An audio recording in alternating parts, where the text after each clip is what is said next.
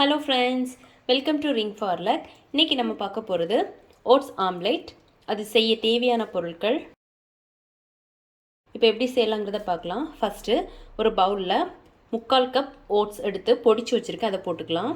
அதுக்கப்புறமா கொஞ்சமாக பால் ஊற்றி தோசை மாவு பதத்துக்கு கரைச்சி வச்சுக்கலாம். பாலுக்கு பதில் தண்ணி கூட சேர்த்துக்கலாம். இப்போ இது மாதிரி நல்லா மிக்ஸ் பண்ணியாச்சு. இதை வந்து ஒரு 10 நிமிஷம் ஊற வச்சுக்கலாம். அடுத்தது ஒரு பவுலில் ஒரு 4 முட்டை எடுத்துருக்கேன், அதை உடச்சி ஊற்றிக்கலாம். அப்புறமா தேவையான அளவு உப்பு, ஒரு 1/2 டீஸ்பூன் மிளகுத்தூள் போட்டு நல்லா மிக்ஸ் பண்ணிக்கலாம். இப்போ மிக்ஸ் பண்ணியாச்சு. அதுக்கப்புறமா அதில் ஒரு வெங்காயம், அப்புறமா ஒரு பாதி கேப்சிகம், அப்புறமா ஒரு தக்காளி உள்ளோட விதைகளெல்லாம் நீக்கி கட் பண்ணி வச்சுருக்கேன், அதை போட்டுக்கலாம். அப்புறமா ஒரு பாதி கேரட் எடுத்து துருவி வச்சுருக்கேன், அதை போட்டுக்கலாம்.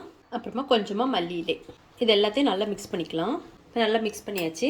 அப்புறமா நம்ம ஃபஸ்ட்டு மிக்ஸ் செய்து வச்சுருக்கிற ஓட்ஸ் அதில் ஊற்றிக்கலாம். இதையும் நல்லா மிக்ஸ் பண்ணிக்கலாம். தேவையான அளவு உப்பு போட்டுக்கலாம். போட்டு நல்லா மிக்ஸ் பண்ணிக்கலாம். அடுத்தது ஒரு தோசைக்கல்லில் கொஞ்சமாக பட்டர் போட்டுக்கலாம். அதுக்கப்புறம் நம்ம மிக்ஸ் பண்ணி வச்சுக்கிற மிக்ஸிலேருந்து ஒரு 2 ஆப்பை ஊற்றிக்கலாம். வேகட்டும். மேலே கொஞ்சமாக பட்டர் போட்டுக்கலாம். பட்டருக்கு பதில் எண்ணெய் கூட யூஸ் பண்ணிக்கலாம். இப்போ திருப்பி போட்டுக்கலாம். இந்த பக்கமும் வேகட்டும். இப்போ ரெடி ஆயிடுச்சு, எடுத்துடலாம்.